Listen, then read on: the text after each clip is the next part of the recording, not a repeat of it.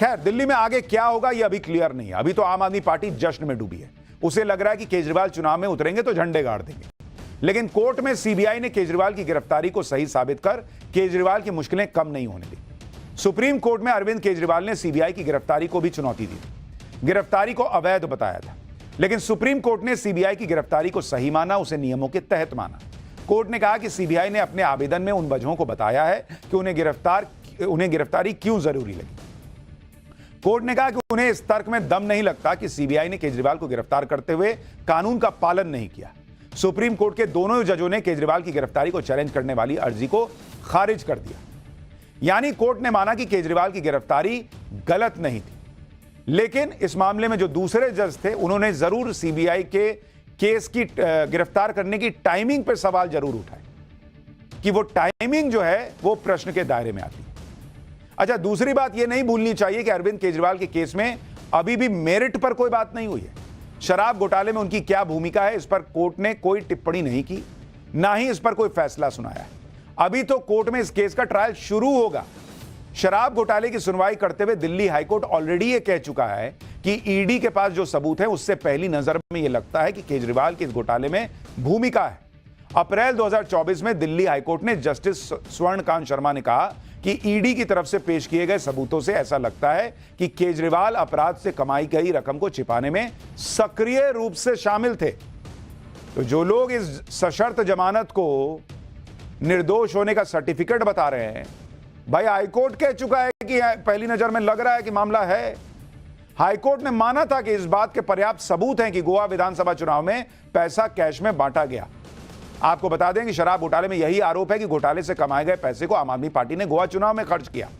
जब हाईकोर्ट में अरविंद केजरीवाल की तरफ से न्यायिक प्रक्रिया पर सवाल उठाए गए थे तो कोर्ट ने नाराजगी जाहिर करते हुए कहा था कि कोर्ट की पहली चिंता संवैधानिक नैतिकता को बनाए रखनी है, ना कि पॉलिटिकल नैतिकता को। यानी केस के मेरिट पर बात करें तो कोर्ट यह मान चुका है कि पहली नजर में अरविंद केजरीवाल के खिलाफ पर्याप्त सबूत है।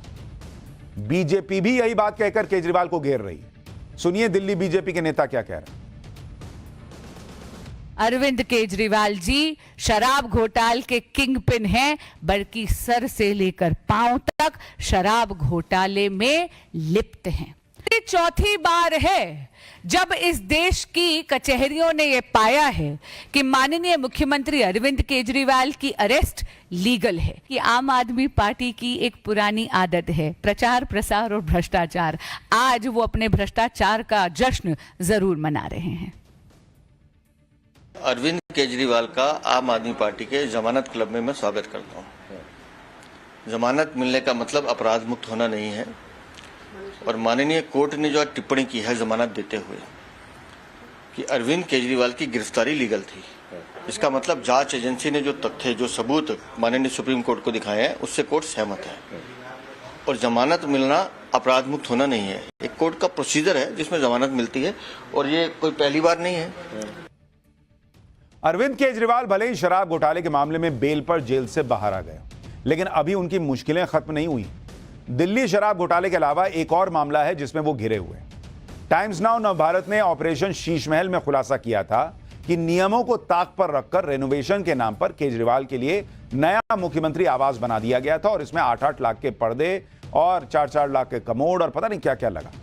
इस रेनोवेशन में करोड़ों रुपए खर्च किए गए, जिसमें जमकर घोटाला होने का भी आरोप है, जिसके बाद शीश महल मामले की जांच भी सीबीआई को सौंपी गई थी। पिछले साल सितंबर में सीबीआई ने प्रारंभिक जांच शुरू भी कर दी थी। अब इस मामले में आगे जांच अगर बढ़ती है और कुछ गड़बड़ी मिलती है तो केजरीवाल नई मुसीबत में भी फंस सकते हैं। अरविंद केजरीवाल जेल से बाहर आए तो उनकी पार्टी का जश्न समझ में आता है, लेकिन केजरीवाल को जमानत मिलने से कांग्रेस भी खुश है, क्योंकि कांग्रेस को लग रहा है कि इसके बहाने वो नरेंद्र मोदी को घेर लेगी। लेकिन जिन केजरीवाल के बहाने कांग्रेस नरेंद्र मोदी को कोस रही है, वही केजरीवाल हरियाणा में कांग्रेस के वोट काटने को तैयार है। एक बार कांग्रेस सांसद प्रमोद तिवारी को सुनिए, फिर आपको बताऊंगा हरियाणा में कांग्रेस का खेल कैसे खुद केजरीवाल बिगाड़ सकते हैं। केजरीवाल जी का ये जो फैसला आया है काफ़ी विस्तार से है, सारे पहलुओं पर विचार करने के बाद ही ये फैसला आया है। क्योंकि ये सर्वोच्च न्यायालय का सर्वसम्मत का फैसला है, इसलिए हम इसका स्वागत करते हैं और कहना चाहते हैं भाजपा इससे सबक सीखे, मोदी जी, आपकी सरकार सबक सीखे। लोकतंत्र में विरोधी नेताओं को इस तरह प्रताड़ित करना लोकतंत्र के लिए उचित नहीं है। भाई ये बात तो सबको पता है कि जहां जहां भी आम आदमी पार्टी मजबूत हुई है वहां वहां उसने कांग्रेस को चोट पहुंचाई है। दिल्ली और पंजाब का उदाहरण सबके सामने। केजरीवाल को जमानत मिलने के बाद आम आदमी पार्टी के नेता यही कह रहे हैं कि अब तो डबल एनर्जी के साथ हरियाणा चुनाव लड़ेंगे। सुनिए आम आदमी पार्टी के नेताओं को, फिर आपको बताऊंगा कि हरियाणा में आम आदमी पार्टी की तैयारी कैसी है और कैसे आम आदमी पार्टी कांग्रेस का ही नुकसान करेगी हरियाणा चुनाव में। पूरे हिंदुस्तान में आज कार्यकर्ताओं के मन के अंदर खुशी है, हमारा उत्साह डबल हुआ है।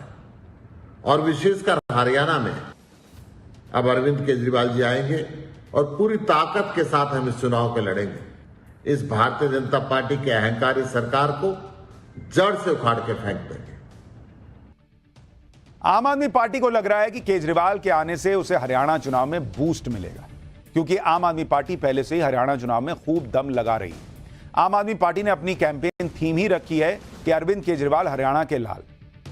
चुनाव प्रचार में सुनीता केजरीवाल अरविंद केजरीवाल को हरियाणा का बेटा कहकर ही कनेक्शन जोड़ रही। पिछले 1 महीने से हरियाणा में सुनीता केजरीवाल, मनीष सिसोदिया, भगवंत मान, संजय सिंह, राघव चड्ढा और 25 से ज्यादा बड़े चुनावी इवेंट वो कर चुके हैं। आम आदमी पार्टी ने हरियाणा की सभी 90 सीटों पर अपने उम्मीदवार उतार दिए हैं। जानकारों के मुताबिक हरियाणा में 9 से 10 सीटें ऐसी हैं जहां आम आदमी पार्टी की पकड़ बहुत मजबूत है और यहां कांग्रेस को बड़ा डेंट लग सकता है। कई सीटें ऐसी हैं जहां पर आम आदमी पार्टी ने बहुत सोच समझकर अपने उम्मीदवार उतारे हैं, जिसका सीधा नुकसान कांग्रेस को होगा। यही सारी बातें समझकर कांग्रेस ने आम आदमी पार्टी से बातचीत शुरू भी की थी कि किसी तरह से गठबंधन हो जाए, लेकिन सीटों पर बात बनी नहीं, क्योंकि कांग्रेस के अंदर कुछ लोगों की सोच यह है कि आम आदमी पार्टी का तो हरियाणा में कोई जनाधार ही नहीं है, एक नई पार्टी क्या ही कर लेगी हरियाणा में। लेकिन हरियाणा में ऐसा हुआ है कि जब नई पार्टी ने आकर बड़ा खेल कर दिया है। हरियाणा में पिछली बार के चुनावी नतीजों को ही देख लीजिए। 2019 हरियाणा विधानसभा में एक नई पार्टी ने कांग्रेस का गेम बिगाड़ दिया था। इस नई पार्टी का नाम था जेजेपी, यानी जननायक जनता पार्टी, जो पहली बार विधानसभा चुनाव लड़ रही।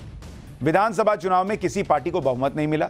बीजेपी ने जेजेपी के साथ मिलकर सरकार बना ली थी। चुनाव में कांग्रेस को 28% वोट के साथ 31 सीटें मिली थी, बीजेपी को 36.5% वोट के साथ 40 सीट, जेजेपी को 15% वोट मिले और सीटें 10। इसके अलावा अन्य को 20.5% वोट के साथ 9 सीटें मिली थी। गौर करने वाली बात यह है कि पिछली बार निर्दलियों को 6.37% वोट मिले थे और 7 सीटें आई थी। यानी हरियाणा के चुनाव में बीजेपी और कांग्रेस के अलावा थर्ड प्लेयर गेम पलट सकता है, और यह थर्ड प्लेयर अरविंद केजरीवाल भी हो सकते हैं, निर्दलीय भी हो सकते हैं, बहुत सारे लोग हैं, और जितने प्लेयर होंगे उतना फायदा बीजेपी को होगा, क्योंकि एंटी इनकम्बेंसी वोट इन लोगों में बढ़ जाएगा। ऐसा नहीं है कि कांग्रेस और केजरीवाल के बीच हरियाणा चुनाव को लेकर बात नहीं बन सकती थी। जब लोकसभा चुनाव में गठबंधन हो गया तो विधानसभा चुनाव गठबंधन में क्या दिक्कत थी बॉस? लेकिन कांग्रेस को यह लग गया कि उनका काम तो लोकसभा चुनाव में निकल गया, तो अब क्यों वो केजरीवाल या अखिलेश यादव जैसे नेताओं को भागते? कांग्रेस भाई लोकसभा चुनाव में उसको पता था कि हम नरेंद्र मोदी से सीधे नहीं लड़ सकते, जहां सीधे लड़ते हैं वहां पटक देते हैं नरेंद्र मोदी। तो सबके कंधे पे चढ़ चढ़ के, यूपी में समाजवादी पार्टी के कंधे पे चढ़ गए, महाराष्ट्र में दूसरे दलों के कंधे पे चढ़ गए। ऐसा कर करके कांग्रेस ने सीटें हासिल कर ली। लेकिन जब अब इनको सीट देने की बात आई तो केजरीवाल को हरियाणा में ढंग की सीटें देने के लिए कांग्रेस तैयार नहीं, अखिलेश को सीटें देने को तैयार नहीं। कांग्रेस को जब जब यह लग जाता है कि वो मजबूत है, वो अपने पार्टनर्स को कोहनी मार देती कि हटो ना, सटो मत। और जब कांग्रेस को लगता है कि वो कमजोर है, तो वो अपने कांग्रेस पार्टनर्स के कंधे पे चढ़ जाती है कि यार थोड़ा सा झुको ना, हमको भी बैठने दो, जैसा लोकसभा में इन्होंने किया। लेकिन अब केजरीवाल आए हैं, कांग्रेस की मुसीबत बढ़ाए।